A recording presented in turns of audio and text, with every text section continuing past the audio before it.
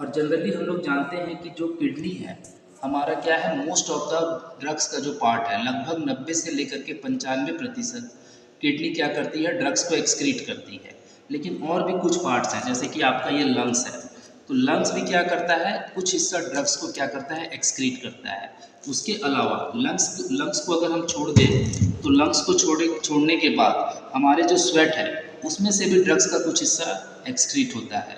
उसके अलावा जो लैक्टेटिंग मदर है, यानी मदर्स की मिल्क, और बेबी अगर मिल्क ले रहा है मदर का, तो वहाँ भी कुछ ड्रग्स का हिस्सा एक्सक्रीट होता है और कुछ हिस्सा फीसिस के द्वारा यानी पॉटी के द्वारा बाहर आते हैं, कुछ आपके सलाइवा के थ्रू बाहर आते हैं। तो उसी के बारे में हम लोग बात करेंगे।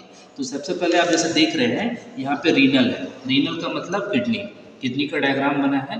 तो किडनी के थ्रू जो आपका यूरिन है, यूरिन वाला पोर्शन है, वहाँ से मोस्ट ऑफ द ड्रग्स क्या होते हैं, एक्सक्रीट होते हैं। मतलब लगभग 90 से लेकर के 95% है, और यहाँ बाइल डक्ट से बाइल निकलते हैं। ठीक है, तो ये क्या करते हैं कि ये बाइल क्या कर लेते हैं, जो ड्रग्स एक्सक्रीट नहीं हो पाया, मतलब जो किडनी उसको पेशाब के रास्ते से बाहर नहीं निकाल पाया, उसको वो घेर लेता है और क्या करता है, आपके लार्ज इंटेस्टाइन में उसे भेज दिया जाता है और वहाँ पर वो पॉटी के द्वारा, फीसेस के द्वारा बाहर आ जाता है।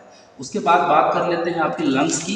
तो यहाँ पे आप लंग्स का एक डायग्राम देख रहे हैं जो कि हमारे डी फार्मा के एक स्टूडेंट ने बनाया है, काफ़ी अच्छा बनाया है। तो जो भी गैसियस ड्रग्स होते हैं या फिर ऐसे ड्रग्स जो वोलेटाइल नेचर के हों, वोलेटाइल गैसेस हों, जिसमें कि आपका एनेस्थीसिया के रूप में क्लोरोफॉर्म जो आता है या एल्कोहल्स आते हैं, या फिर सीओपीडी में इस्तेमाल होने वाला ड्रग्स, या फिर ऐसा अस्थमा में इस्तेमाल होने वाला ड्रग्स जो कि गैसियस फॉर्म में है, वो क्या करते हैं, हमारे लंग्स के थ्रू, हमारे एल्वोलाई के थ्रू क्या होते हैं, उसके कुछ हिस्सा क्या होते हैं, बाहर एक्सक्रीट कर दिए जाते हैं। ये होगा। उसके बाद कुछ हिस्सा जो होता है हमारे पसीने के द्वारा जो है बाहर होता है। तो जैसे हमारे स्किन में जब आप ड्रग्स की थेरेपी ले रहे होंगे तो देखते होंगे कि आप जब उस समय किसी टिश्यू पेपर की मदद से अपने पसीने को पोंछते हैं तो उसका रंग जो है अलग रंग का दिखता है। वो हल्का ऑरेंज कलर का हो सकता है या हल्का येलोइश टाइप का हो सकता है।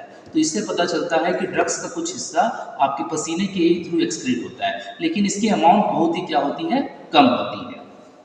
इसके अलावा जो लैक्टेटिंग मदर्स हैं, ब्रेस्ट के थ्रू भी क्या होते हैं, दवाइयाँ जो होती हैं वो शिशु को मिल जाती हैं, जिसमें कि टेट्रासाइक्लिन ग्रुप का जो दवा है, इसके अलावा क्लोरामफेनिकोल जो एंटीबायोटिक्स है, जो कि ब्रॉड स्पेक्ट्रम एंटीबायोटिक है। तो इसीलिए कोई भी डॉक्टर किसी भी तरह का दवा प्रिस्क्राइब करने से पहले वो एक तरह का प्रोबिंग करता है, मदर्स अगर पेशेंट है तो, कि आप बच्चे को दूध पिला रहे हैं कि नहीं, क्योंकि ड्रग्स के कुछ हिस्से दूध से होते हुए लैक्टोज मिल रहा है बेबी को, उसके थ्रू होते हुए बेबी को पहुंच जाते हैं और हानिकारक इफेक्ट प्रोड्यूस करते हैं। तो ये तरीका हुआ। इसके अलावा जो हमारे जीभ है, सलाइवा, यहाँ भी क्या होता है, जब आप कोई ड्रग की थेरेपी ले रहे होते हैं तो क्या होता है कि आपका मुंह देखिए खराब होता है, मुंह आपको लगेगा तीता जैसा लगेगा, उसका मतलब जो स्मेल है या जो टेस्ट है वो खराब हो जाता है, ऑर्डर खराब हो जाती है माउथ की। तो ये जो कुल मिलाकर के तरीके हैं, ये क्या है, एक्सक्रीशन में आते हैं, ड्रग के एक्सक्रीशन में।